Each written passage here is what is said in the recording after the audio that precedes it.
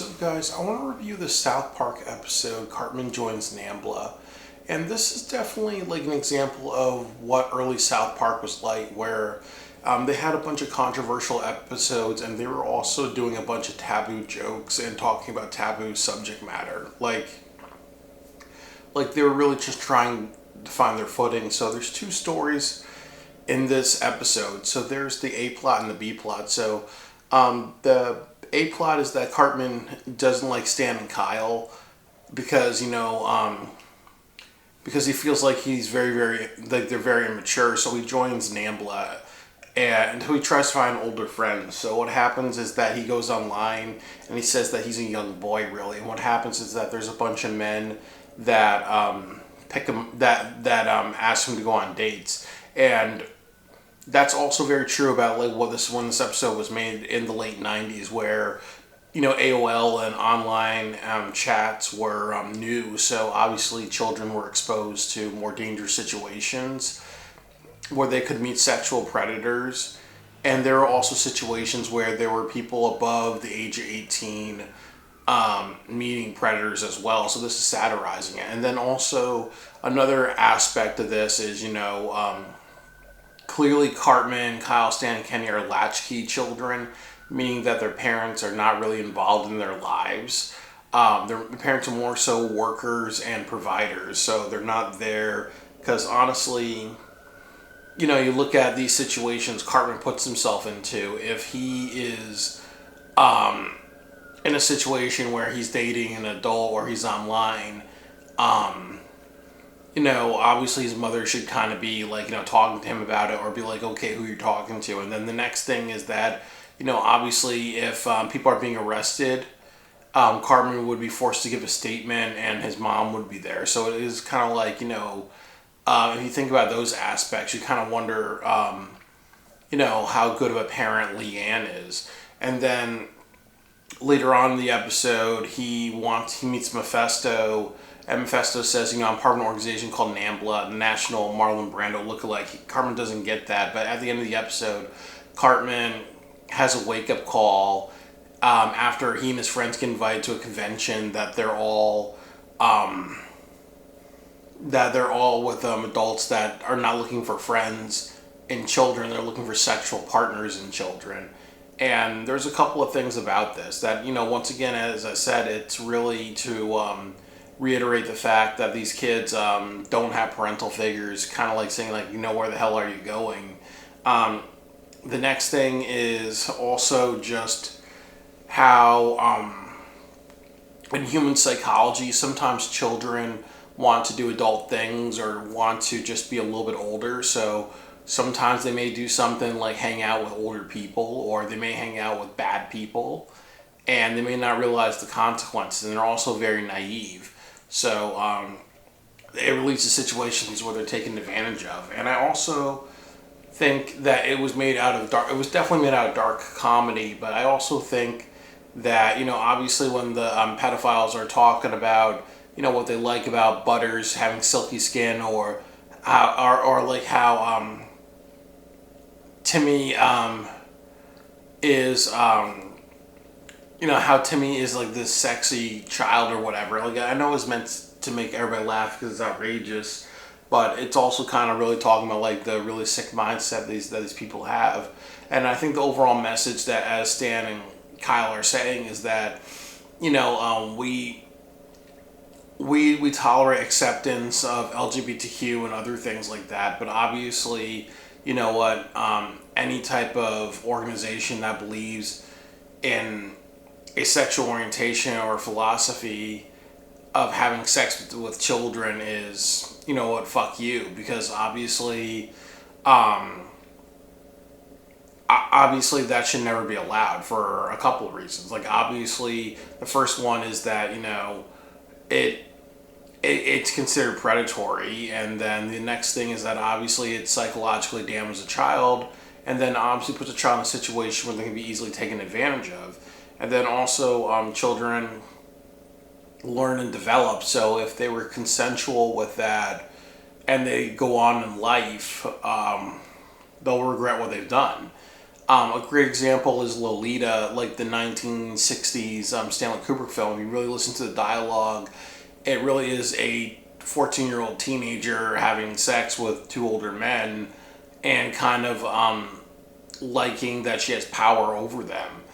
But if they did like Lolita 2 with the same Stanley Kubrick version of Lolita, it would definitely, she would probably be very scarred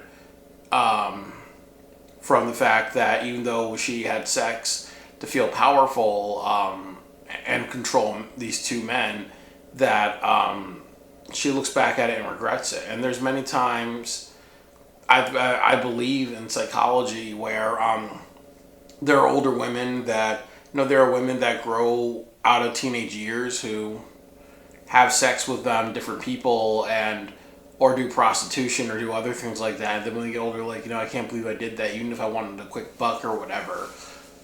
So it's never good. But that's all. I made a mistake. That's all genders.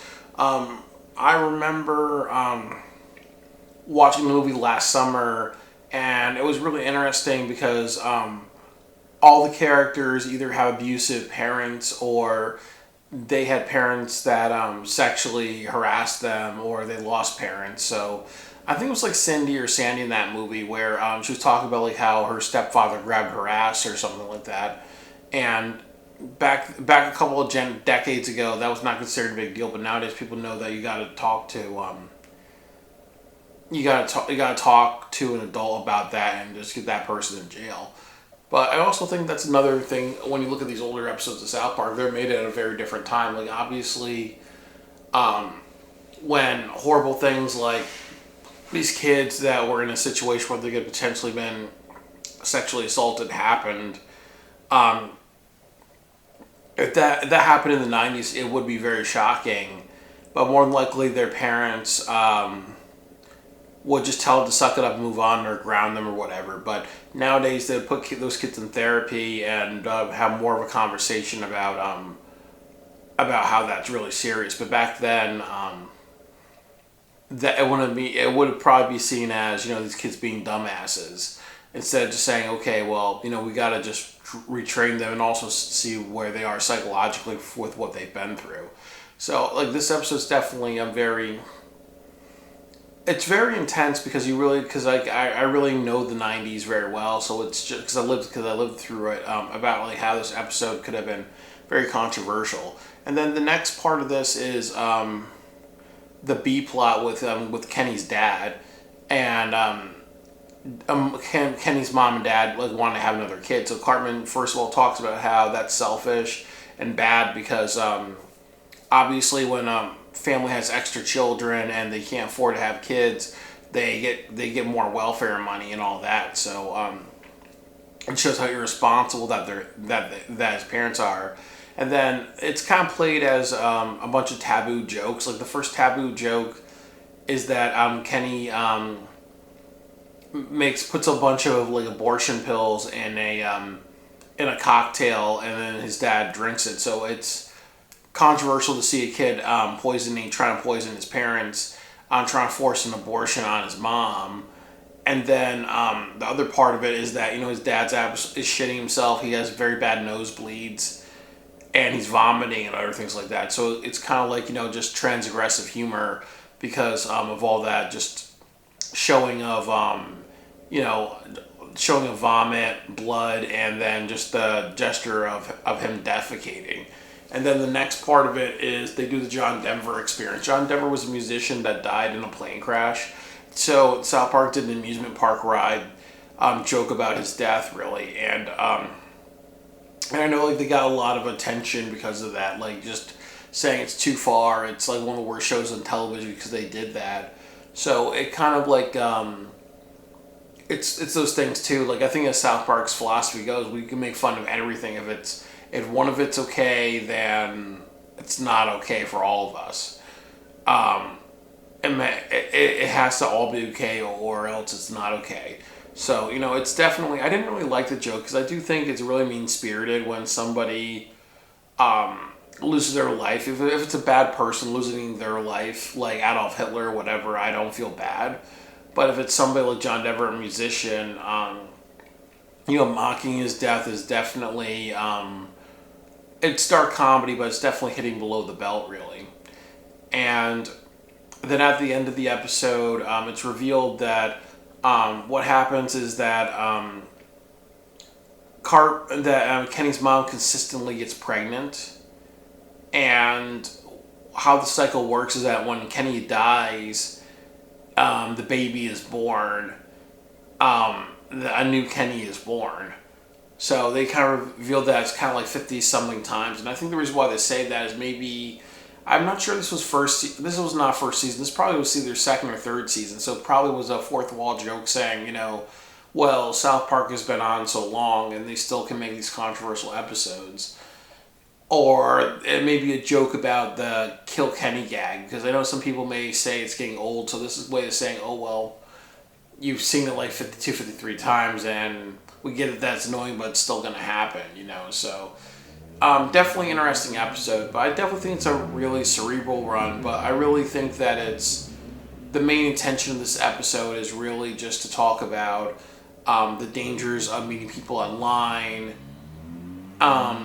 just as important that that there's a lot of activist groups for everything nowadays, and sometimes they may encourage bad philosophies, and one of the bad philosophies that's encouraged nowadays is that people who are sexually attracted to minors are looking to be considered sexual orientation, and then you have to ask yourself, that happens, how are they going to operate and find consensual minors? You can't really do that because, as I said, of just taking advantage of somebody who's not as life experienced. So it's it just leads to problems, when people like that should just learn to have sexual fantasies and masturbate or whatever, or get professional help, really. But you can't just destroy somebody for your own sexual amusement or your own sexual preference, So it's a controversial episode. So that's all I gotta say, and definitely very cerebral. But Cartman joins Nambla. It definitely shows that with Trey Parker and Matt Stone, even in the early days, they were trying to make some cerebral social satire in addition of having both taboo humor and talk about taboo subject matter. So that's all I gotta say about Cartman joins Nambla.